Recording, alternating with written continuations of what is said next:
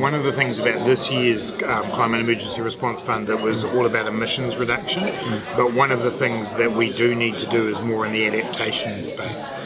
You know, flooding is now a regular issue and problem in a number of parts of New Zealand. We are going to see more severe weather events, and so therefore, yes, that fund will expand in future years to be able to deal with those sorts of issues.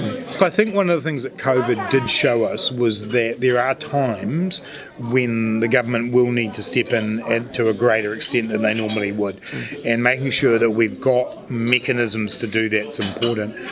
The one that we've taken further steps on is our New Zealand Income Insurance Scheme, the social unemployment insurance, which is about trying to mitigate that impact on people if they lose their job suddenly. And the scrappage scheme, that work's underway at the moment. The way we're going to do it is an initial pilot just to iron out any wrinkles.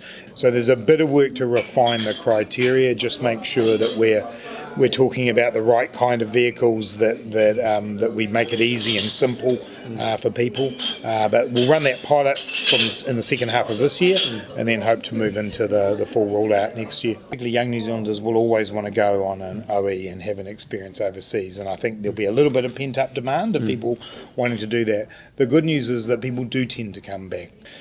Positive net migration of about 20,000 by the end of next year, and then about 40,000 by the end of the 4-year period. So we'll still have people coming in who want to migrate here, and that will end up net positive migration.